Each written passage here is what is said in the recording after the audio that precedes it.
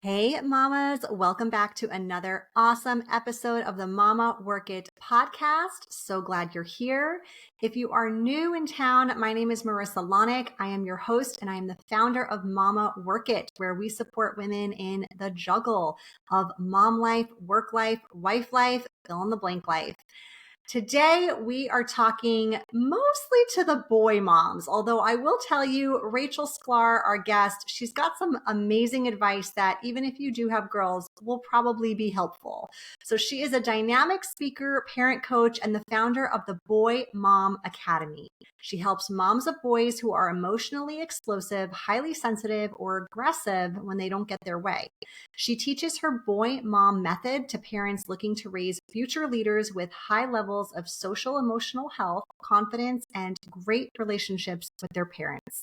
Her approach to parenting is heart-centered, no nonsense, and fully customizable to the individual strengths and challenges of every family. She is also the proud mom of 3 of her life's best teachers, her 3 sons, all boys. I am so excited to welcome Rachel to the show. As you guys may or may not know, I am also a boy mom times 4. So I am just thrilled to be diving into this topic. Rachel, thank you so much for being here. It's a pleasure to be here. Thanks for having me. Amazing. Well, I would love to just hear a little bit more background about who you are, your journey as a boy mom, and just, introduce yourself to our audience. Sure, sounds good. Yeah, so I've been supporting parents for over 15 years in their journeys. And as a boy mom myself, I made it my business in the early years to figure out exactly what it takes to keep these guys close to me. You know, when I first became a mom, I had my first boy and I was like, okay, there's still time to have a girl. And then I got another boy. Okay. And then I waited to have my third baby until I wanted a baby, not just a boy, or I'm sorry, not just a girl, you know? And so the universe sent me 3 boys. And, I really, I had this image in my mind that in order to be close with my adult children, I needed that mother-daughter bond. And when I saw I wouldn't have that with, my kids, what I thought was this ideal, I said, you know what? I get to define what it means to be close to my children. And I get to do the work now to figure out how I can have the kind of relationship with them that's going to be inspiring. And so that's what I'm doing. That's what I did for my own kids. And now I support other parents in having that same outcome. And I've got 3 teenage boys who are menschy. I mean, they're kind, they're sweet, they're close to me, and they are hard to raise. Yeah. Oh my gosh. I love that that is your why. I feel like a lot of times this is like one of those unspoken topics that we don't think about or talk about, where we think about when our kids are adults if we're going to be close with them. And I remember when I found out my first kid was actually twins. So we had 2 boys to start, and we didn't know the gender until about 18 weeks when I was pregnant. And when I found out they were boys, I remember journaling that day and just saying, I really hope they're close to me when they're older. So, like, I can really empathize and relate to what you're saying. And it's not that boys aren't close with their moms when they're older, but like as a woman, I'm very close with my mom. And when I observe my brother, not as close as I am. So I think it's just, like some things that maybe like we've grown up with or we've witnessed, or maybe just our own internal beliefs. Yeah. Exactly. And that, that mother-son relationship became the thing that I wanted to understand. I wanted to understand, what do they need from us specifically? What is it about the way our brains are different that we can lean into, we can leverage? I always say one of the best parenting books I ever read was actually this book called How to Improve Your Marriage Without Talking About It. Because I actually learned so much about my boys and that they want to connect as badly as I do. They just go about it differently. Yeah. And if I could learn what that is, then I'm ahead of the game, right? And that's exactly what happened. Absolutely. It makes sense that that book would be helpful. Yeah.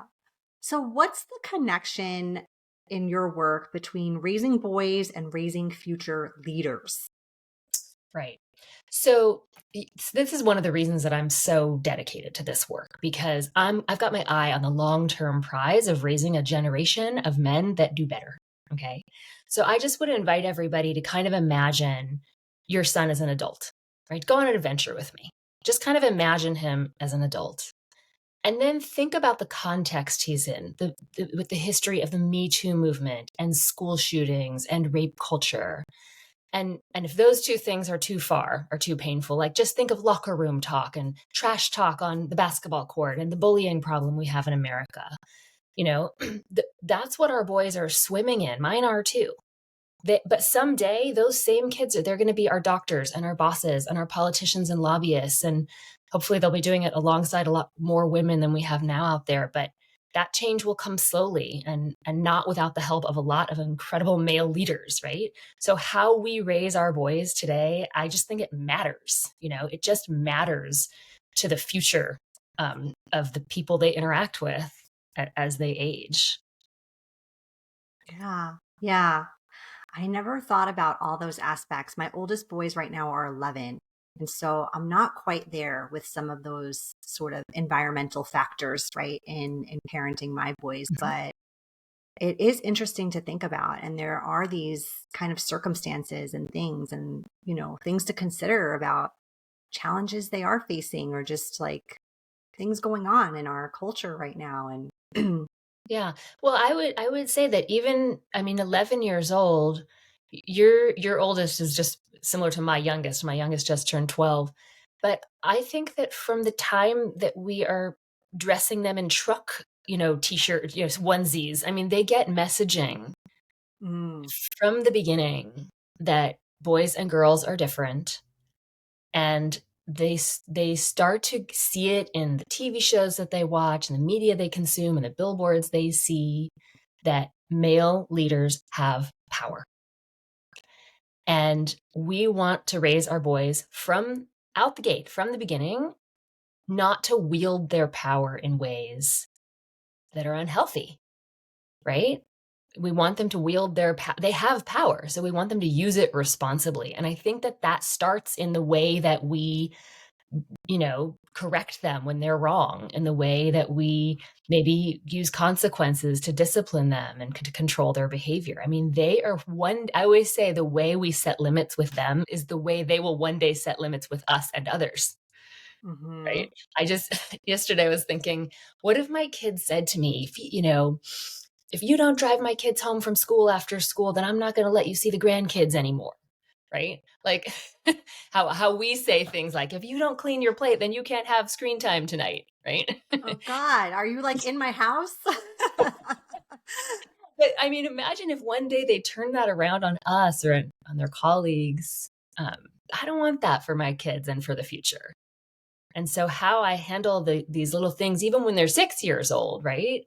They're learning now how to be leaders by watching us lead them.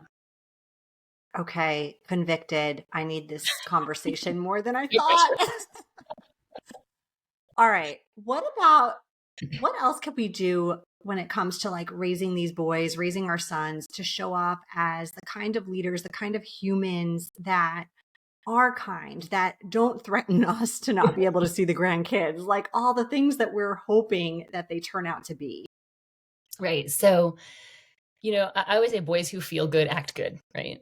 So if your son feels worthy and feels valued, that's going to translate to him valuing others and treating others as worthy, right? Boys who feel whole and complete will see others as whole and complete and worth treating well.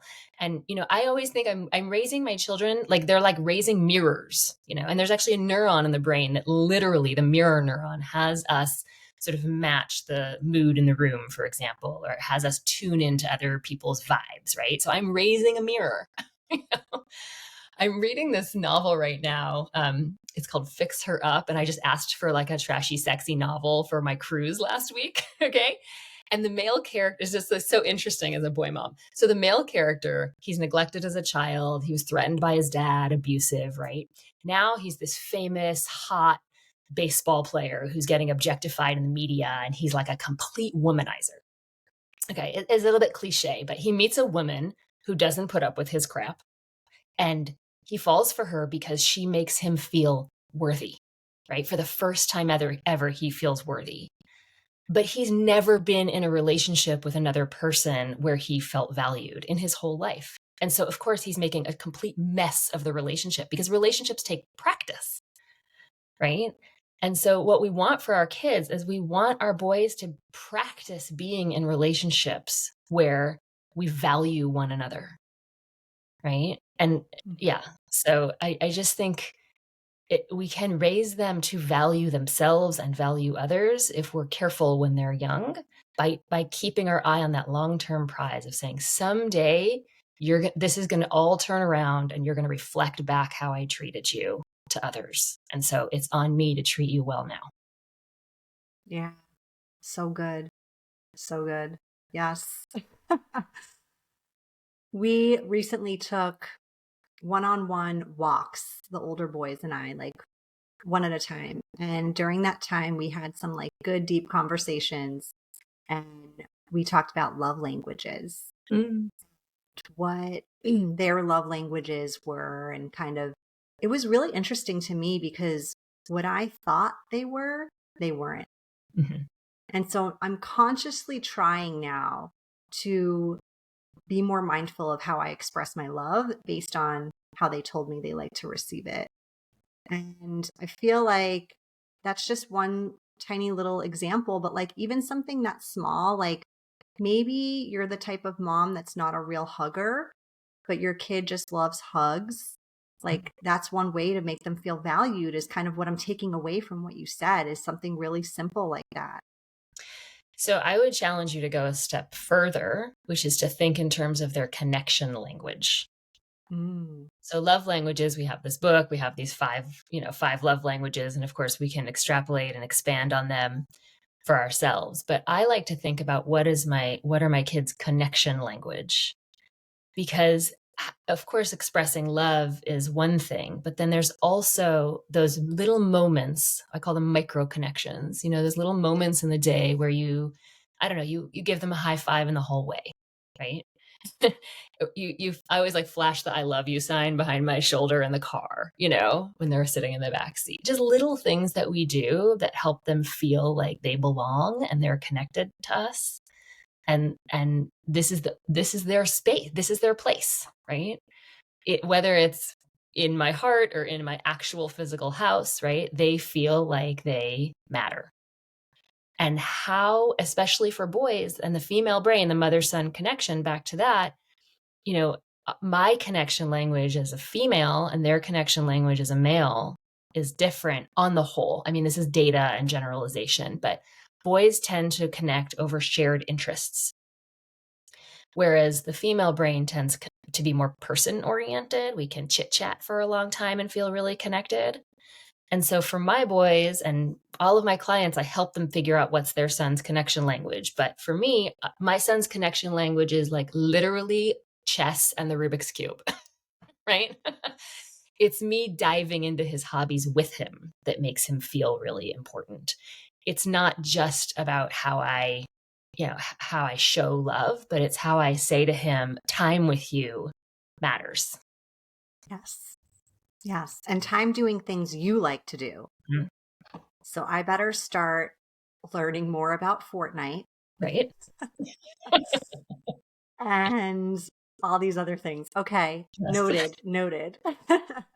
Yeah, I mean, I So can I used to know all the Warriors, the Golden State Warriors stats because my kids are yes, really into yes. basketball. I became really interested in falconry and dart frogs. I mean, all kinds of things that I don't actually care about. But wow, am I an expert now?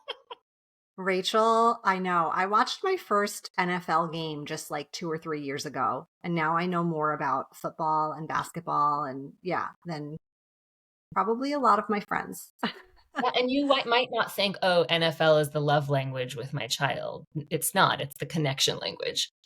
Connection It's language. how you get. Okay. It's how you get in the back door when your kid doesn't want to hang out with you. Yeah, that's so smart. I never heard of that before. That's amazing. Okay. So you have something called the boy mom method. What aspects of the boy mom method are useful in other realms of life? Like not just raising boys, but how can they help us at work, at home, in our marriage, maybe? Yeah. So just to kind of briefly say what the boy mom method is. So it's kind of, Yes. I mean, it's what we're talking about already, but really it's prioritizing our relationship with our boys over being right as a way to, I call it connection management over behavior management, right? It's really managing that relationship with them first and foremost. The next one is really partnering with them, being problem solvers and team players. We call our family Team Sklar. So we are clearly a team. And then it's about really setting them up for success in an environment where systems and routines, the house is functional. My reactions to your, bad behavior is functional and effective, right? So I think, one thing I hear all the time from moms that I work with is this works on my husband, right? And that's because it's relationship science, right? I mean, when I was training to be a parent coach, I first learned business change theory and then applied that to families. That's how the Parent Coaching Institute does their coaching training. And so now I coach on this model because if you think about, I mean, this is how it will work with your colleagues as well. If you think about two humans, we share 99.9% of our makeup, right? So there are just some universal truths that we can lean on when it comes to relationships. And I just like to apply them to mothers and sons because that's the kind of people that I work with. But so if we know that 99.9% of us are similar, so we can lean on some universal truths about the need for belonging and then, and psychologically how we thrive, right? Then there's that extra 0.1% that just makes us different. And that 0.1% is what holds the code for how we customize our approach with different people. It's why you treat one colleague differently than another. But those two colleagues, just like kids, they need to feel seen, they need to feel heard, they need to feel a deep sense of belonging and worthiness in order for them to give that back to the world like mirrors, right? And so I feel like when people learn the boy mom method, it's actually a way of them developing their relationship skills for their whole life. But the gift that it is to their son and the trickle down effect on the people that he is in relationship with, to me, is how we make the biggest ripple effect into the world. Yeah, absolutely. And it's often the main why for people, right? Like being a mom, being a parent is probably ranking pretty high on their list of responsibilities, or like, when they compare it to other hats they wear, it's the number one hat. And so it's a good driving force for sure. Right. Right. Yeah. Yeah. Some people experience it like a lot of pressure, but I encourage you to experience it like a privilege. Hmm. Like what an honor to raise this generation um, to do better. Yeah. Yeah. Yeah. 100%. So I know you said 99.9% were all similar in that way, but how much does that 0.1% of like a boy's unique temperament or personality determine which parenting approach is best for him? Yeah, it's such a great question because, when people come to me, they're like, "Well, I read this book, I tried this, I listened to Dr. Becky, I've consumed all of this Instagram content, and it's not working."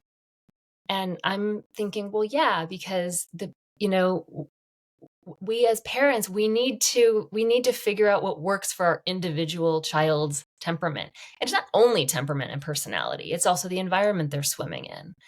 So back to that 0.1%, that's where you have to look to find which approach is best for him. Now, a lot of parents will learn that through trial and error. The expression throwing spaghetti at the wall, right? To see what sticks. Yes. Most parents throw spaghetti at the wall and they stop there and they just say, "Well, I threw spaghetti at the wall and, and I'm still suffering. My kid is still misbehaving. He's still aggressive. He's still not getting along with friends. He still won't turn off the screens and clear his plate and, you know, get fights Hmm. with siblings, right?" And so step 2 is that part of seeing what works, that tracking what actually works and what doesn't and why. That's where parent coaching comes in, right? So we all have blind spots. I know it's painful, and we have them. I have them. I have this really clear memory that I was thinking about yesterday where I went on a retreat with a group of parent coaches. And on the way back, one of them, Emily and I were flying back together. And I was a wreck about my son, my oldest son. He's 17 now, but he was maybe 8 at the time. And he's what we call a highly selective eater, AKA super picky, right? I And like that term. and I could not get him to take a healthy lunch to school. And so he would just go hungry every day and then come home cranky because he wouldn't eat the food that I was sending. And she was so gentle and so amazing. And I was telling her that I have so much shame around sending him peanut butter and jelly sandwiches because I have all this conditioning about how it's junk food and not serving him this, like, what I promised myself I would give my children, these really healthy foods and everything. And she was just so gently pointed out this huge blind spot that I had. And finally, I walked away from that conversation going, I'm just going to let him eat peanut butter and jelly sandwiches for the rest of his life. Because if my relationship with him, if that's what it cost my relationship, to have a relationship with him. And so there's no shame in having blind spots, right?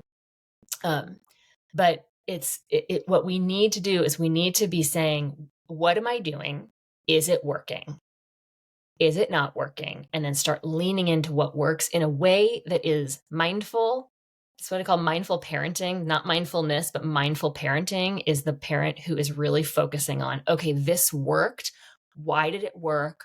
I need to go back to the drawing board and tweak it a little bit or figure out how to introduce it into my, family systems more and more and more. Right. And Mhm. now I will tell you, my son still eats a lot of peanut butter and jelly sandwiches, even at 17 years old, but we have a great relationship. He's We're still a super close. selective eater. Yeah, he's still a selective eater. He still has a really hard time. He's highly sensitive, and that's okay because he's able to be with me without any shame around it. Yeah. And that's what will help him grow as he ages. He'll make different decisions. Yeah. Yeah. And I imagine this is also, if you are a mom of multiple kids, this is also something that's different for each kid. The way you connect, the way you discipline, the way you feed them, and that can be a little tricky, I think, because at least in my house, we've got 4. We're trying to like instill the rules for everyone, right? The routine for everyone. Otherwise, you get that's not fair or this and that, feedback. But what are ways you can sort of adapt that to the different personalities while still sort of maintaining like the holistic foundation? Sure. So you want your values system to be strong, but how you execute that for each kid is going to be different.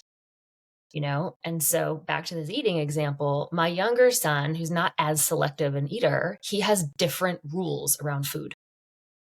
And so we don't make fairness the goal.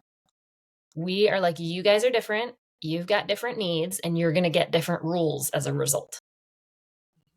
And we're really upfront about that. I parent them each so differently because their personalities could not be more different from each other. And yet, especially my older 2 sons who were, you know, enemies as little ones, right? Their sibling rivalry was so bad. And now 15 and 17 years old, they are attached at the hip. They go nowhere without each other. Last night, my oldest son was applying for a job to be a referee for soccer. And as he was filling out the application, he was like, well, what about Levi? He's not available this weekend for the training? I was like, you can get a job that he doesn't have. It's okay. you know, they're completely attached, but I can't begin to describe how different they are. One super introverted, one extremely out there and extroverted. And yet they have this really close relationship because they've learned the importance of prioritizing their connection with each other over being right. Love that. Yeah. Gives a lot of moms hope, I bet, who are experiencing that rivalry right now. Yes. Absolutely. Now, the boy mom method it's not like subscribing to one way of parenting. It's about figuring out what works for your unique son. Yeah. Yeah. All right. So I can't not ask this question because I know we've got listeners with girls, with daughters. What about the girls? Like, what can be applied to raising them? I know you said this is really a holistic method that works on kind of anyone and everyone, but is there anything specifically you want to mention with regards to that? Yeah, so I actually have a lot of clients who have girls, and I love working with them. I happen to have a group program called the Boy Mom Academy, which you mentioned, where I create, support groups for moms of boys. But my methods apply to girls as well, with one caveat, which is that when we're talking about the mother-son relationship specifically, and the way the male and the female brain tend to be different, we can learn what sort of connection strategies we can come out the gate with for our boys and test. Like throwing spaghetti at the wall, you're going to throw a different kind of spaghetti at the wall for girls, right? But again, it's back to relationship science. Girls also want to feel seen and heard. They also need to be set up for success, right? They also want to learn problem solving and learn how to collaborate with others. And so I think all of the methods are applicable. What's special about the boy mom method is that it gives moms of boys permission to say, in the future, my relationship with my son and our closeness can be as close as any mother-daughter. Yeah. Yeah. Okay. Good to know. I mean, there's it's kind of like an extra layer you're adding with the boy mom method, because as a mom, you're female, you're raising a male son, right? There's sort of like something you've never experienced before. When you're raising a daughter, I mean, I don't have a daughter, but I can imagine if I were raising one, I would think back a lot to ways that I was growing up, and I'd be able to hopefully relate that to what she was feeling or going through. But I don't necessarily have that experience with my sons. And Right. so there's sort of like this additional challenge or layer that I imagine the boy mom method filters in. There's a constant projecting that we do onto our kids. Well, when I was a kid, we used to XYZ. Why don't you guys do that? And yeah, I think with a girl, when you're projecting, it's your projections are more relatable to her. Right. Well, there's just like a different layer, I think, of empathy, because you've actually walked in those shoes, Mhm. maybe in those situations at that level, right? And not that you maybe haven't walked in the shoes of your son, but from a different perspective. Absolutely. Yeah. Yeah. Amazing. Well, Rachel, we're just about at the time in our show where we're going to move into the lightning round. This is Okay. where I'm going to ask you just some fun, random, personal questions about you so our listeners can get to know you better. Are you ready? Okay. I'm ready. All right. What if you could only eat one food for the rest of your life? What would it be? Calories don't count. I imagine it's not peanut butter and jelly. Peanut butter jelly. It's actually bagels, cream cheese, and lox. That is my comfort food. So good. Yes. As a native New Yorker, I can really appreciate that. Put a fried egg on top of it, and I am in heaven. Yeah. Yeah. What book are you reading right now? Well, I'm reading that book I mentioned, Fixer Up. That's just for fun. But then I'm also reading Gabor Mate's book, Scattered Minds, about Mm, ADHD. And I'm learning okay. a lot about myself and a lot about my clients from that. Love it. Yeah. What is your cocktail of choice?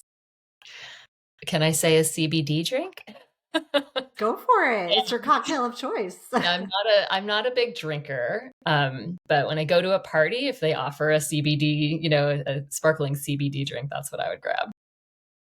Okay, cool. I've like never heard of this before. I Oh, learned really? so much on this show. Oh, Yes.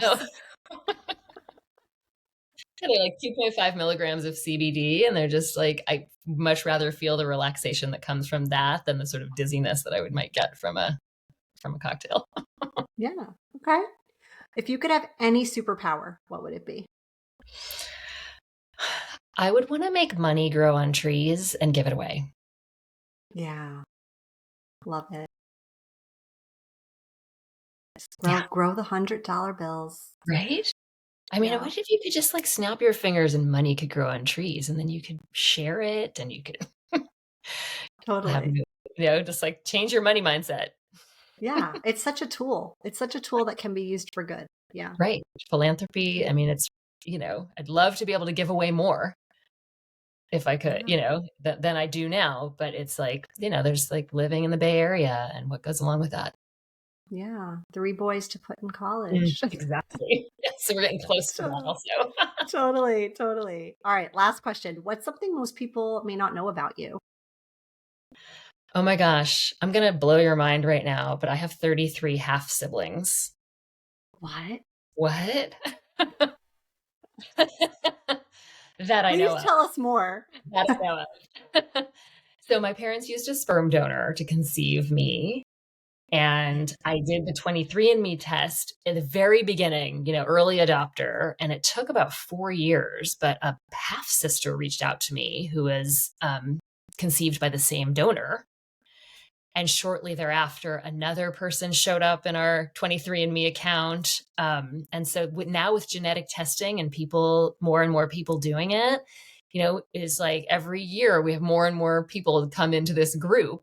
And actually, out of there's 34 of us right now, about 20 to 25 of us are pretty close. We vacate. We're going skiing together this weekend. I'm going skiing with one of my half brothers. So all of them I met as an adult and are actually quite similar to me in a weird way. That is Yeah, incredible. I know. It's like a Wow. funny story. Some Yes, people are not as comfortable talking about it as I am, in the group and have a lot of shame and sure. secrecy, and I did in the beginning as well. But no, I think it's actually a really amazing part of our history and technology. And it's just I love community. I'm such an extrovert. So it's really fun for me. Love it. Yeah, thank you for sharing that with us. All right, Rachel. Well, before we officially end our episode today, please tell our listeners where they can find you, where they can, learn more about the Boy Mom Academy. And I know you've got a free gift for our listeners. Thank you for that. Yes. Okay, so you can find me at my website, sklarparenting.com. Sklar, it's my last name, parenting.com. You can learn more about the Boy Mom Academy by watching my free webinar, which is there as well. So you just need one link to get there. And it's a 4-step framework for raising a kind and cooperative boy without being 100% consistent. And that's the important part, is consistency is not required. I know you hear about that you have to be consistent. You don't. Got good alternatives to that. So you can click on that and watch the webinar. And then I also have a webinar for just teaching you the introduction to the Boy Mom method so that you can learn what it is and you can start implementing it right away. So I will give you the links to share with everybody for that as well.